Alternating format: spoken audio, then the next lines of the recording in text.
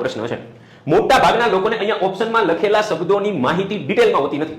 તમને પરીક્ષામાં એવો પ્રશ્ન પૂછ્યો છે કે બે જળ વિસ્તારોને અલગ કરતી સાંકડી ભૂમિની પટ્ટીને શું કહેવામાં આવે છે? સંયોગી ભૂમિ કહેવાય છે, સામુદ્ર ધુની કહેવાય છે, ભૂસીર કહેવાય છે કે અખાત કહેવાય છે? હે ને?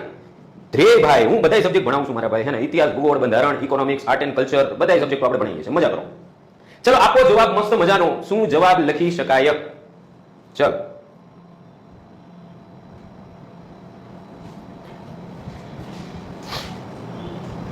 ચલો બી ઓપ્શન, બી ઓપ્શન. હજી કોઈને જવાબ બદલવો હોય તો બદલી નાખો.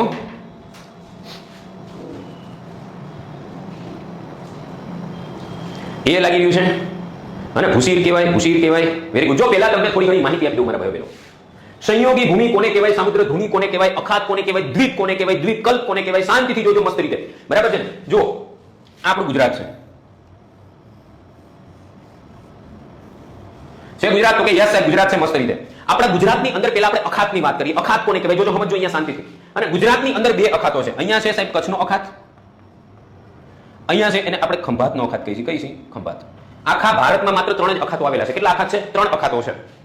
ત્રીજો અખાત ક્યાં છે? જોજો. પછી આપણે સંયોગી ભૂમિ કોને કહેવાય છે બધી જ ચર્ચા કરવી છે. આજ તમને એક પ્રશ્નમાંથી એટલી બધી માહિતી મળવાની છે, ભયંકર. જીકે માં દે ધનાગન જીકમ જીક કરવાની છે આપણે.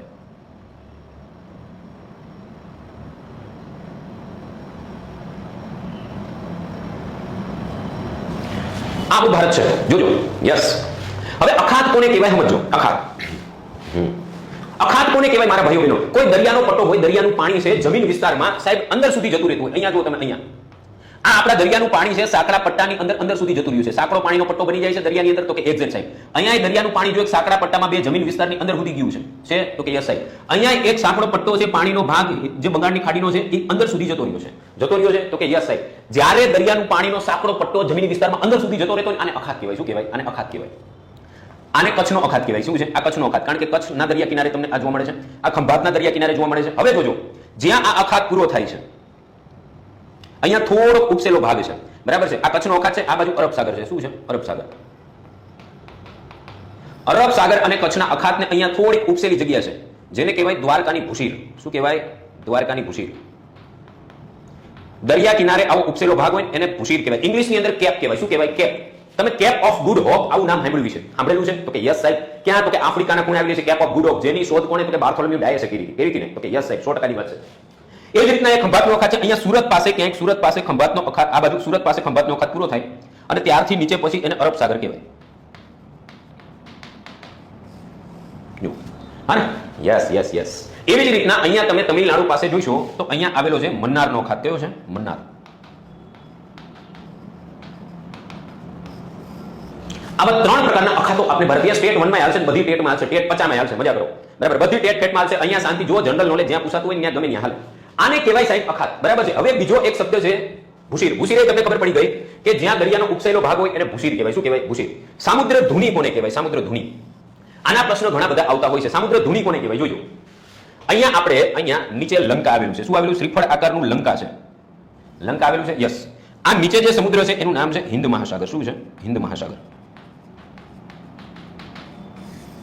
આ બાજુ જે સમુદ્ર છે એ અરબ સાગર છે. આ બાજુ સમુદ્ર છે એ બંગાળની ખાડી છે. તો કે યસ સાહેબ. હવે જોજો સમુદ્ર ધુની કોને કહેવાય છે? Yes yes yes. Very good, very good. સાઉથની ટ્રીપમાં ગયા ત્યારે? Very good, very good, very good. સરસ સરસ સરસ.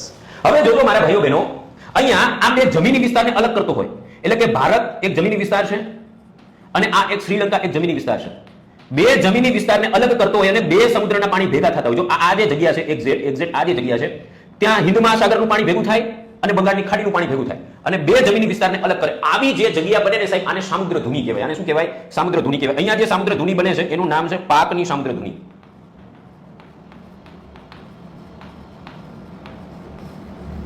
જો જોયું તમે?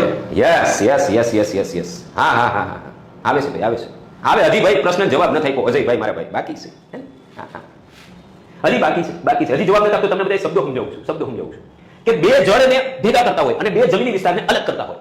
આવી જે જગ્યાઓને સામુદ્ર ધુની કહેવાય. દુનિયાની અંદર ઘણી બધી સામુદ્ર ધુની છે. તમને બેરિંગની સામુદ્ર ધુની હું સાંભળ્યું છે. બેરિંગ.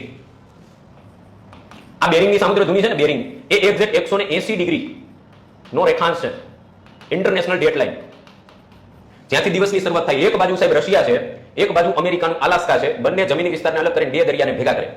આવી જે સમુદ્ર ધુની છે જેને બેરિંગની સમુદ્ર ધુની કહેવાય. કઈ કહેવાય? બેરિંગ. પછી તમે જિબ્રાલ્ટર, આવું નામ સાંભળ્યું છે? જિબ્રાલ્ટર એમનું છે. જિબ્રાલ્ટરની સમુદ્ર ધુની ક્યાં છે? તો કે ભૂમધ્ય સાગર. મેગલેનની સમુદ્ર ધુની કોઈ સાંભળ્યું છે? મેગલેન. કોઈને આવડતું હોય તો જણાવો. મેગલેન. મેગલેન કોઈને ખબર હોય જણાવો. મેગલેન.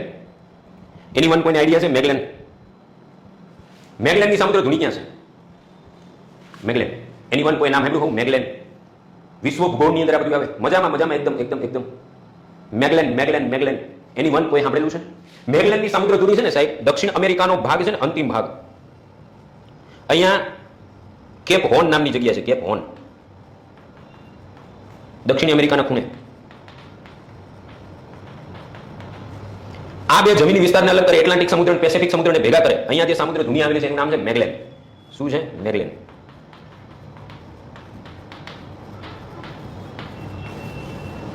આવું પૂછાઈ જાય ભાઈ.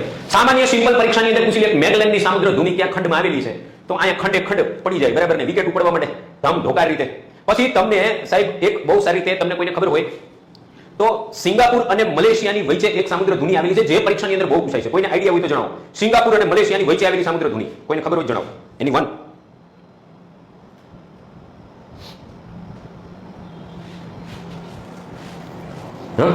યસ યસ યાર, બ્લેક પેજમાં લખી નાખશો, આપણે મજા કરો. કોઈને ખબર હોય જણાવો. ઉપર મલેશિયા છે, નીચે સિંગાપુર છે, એની વચ્ચે પાલ્ક અને પાલ્કની સમુદ્ર ધુની તો આવી રહી આપણે લંકા અને ભારતની વચ્ચે છે. પાલ્કની સમુદ્ર ધુની તો અહીંયા છે. મલેશિયા અને સિંગાપુર. ઉપર મલેશિયા છે અને નીચે સિંગાપુર છે. આ બંનેની વચ્ચે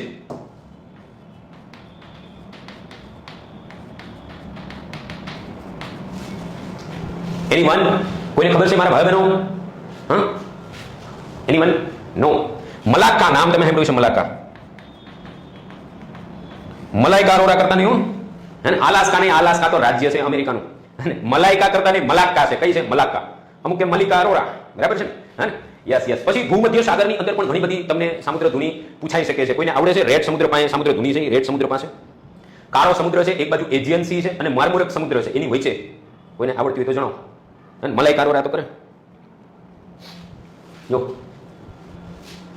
અહીંયા કાળો સમુદ્ર છે, વચ્ચે માર્મુરક સમુદ્ર છે, અને અહીંયા એજિયન સી છે ભૂમધ્ય સાગર પાસે. જો આ કાળો સમુદ્ર છે, આ માર્મુરક અને આ એજિયન.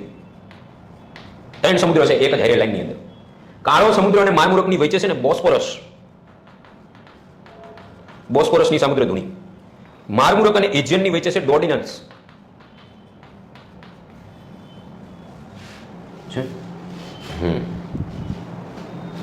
સમજાણું તમને? સંયોગી ભૂમિની વાત કરીએ છીએ. પેલા આટલી વસ્તુ તમને સમજાણી નહીં મારા ભાઈઓ બહેનો. હા ને? આ બધું યાદ રાખજો, પરીક્ષામાં આવી શકે છે.